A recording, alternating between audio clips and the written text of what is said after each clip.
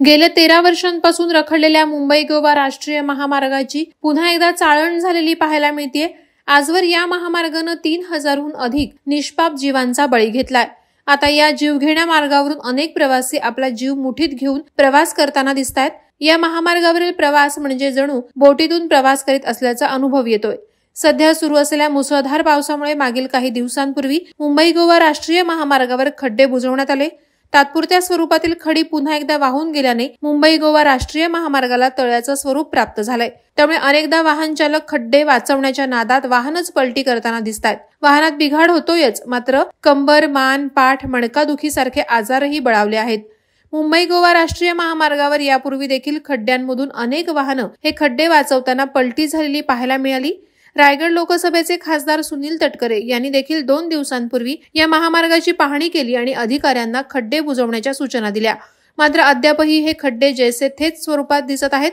याचाच अर्थ अधिकारी आणि लोकप्रतिनिधी हे प्रवाशांची फसवणूक करतात का, असा सवाल देखील येथील प्रवासी वर्ग करतायत। याच महामार्गावरील पडलेल्या खड्ड्यांबाबतीत येथील प्रवासी वर्ग आपली वारंवार खदखद व्यक्त करतात, पण सरकारला काही फरक पडत नसल्याचं चित्र दिसत आहे।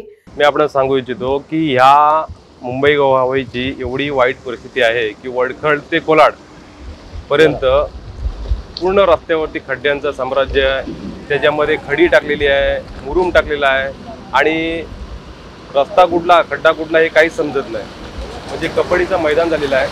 कुठूनही जा कुठूनही या, कुठल्या दिशेला काही झालेलं आहे। कॉन्ट्रॅक्टर काम करतात, एक साईडला डायव्हर्सन लावतात, एक साईडला ओपन रस्ता ठेवतात। या चुकीच्या नियोजनामुळे अपघात होतात आणि या खड्ड्यांमुळे रस्ते खराब असल्यामुळं टायर फुटणे, पाटा तुटणे, सस्पेन्शनचा काप निघणं, या सर्व गोष्टी होतात। गेले 13 वर्ष या रस्त्याची दयनीय अवस्था झालेली आहे। अनेक लोक मृत्युमुखी पडलेले आहेत, प्रशासनाला काही पडलेली नाही। कोण कॉन्ट्रॅक्टर आहे हाच काही कळत नाही। गेले 13 वर्षापासून आम्हाला एवढा अतिशय त्रास झालेला आहे काय तरी शासनाला काही पडलेली नाही। स्थानिक नेते पण बोलायला तयार नाही। या इथली जी स्थानिक लोक आहेत त्यांचा पण त्या लोकांना काही पडलेला नाहीये। हा कधी पूर्ण होणार? 13 वर्षापासून गोंधळावर ठेवलाय, कोणीच लक्ष देत नाही। फक्त आश्वासनं देतात, ह्या वर्षी होईल, पुढच्या वर्षी होईल, अद्याप कामच होत नाही। नक्की होणार तरी कधी? आता 2 महिन्यावरती गणपती आलेत।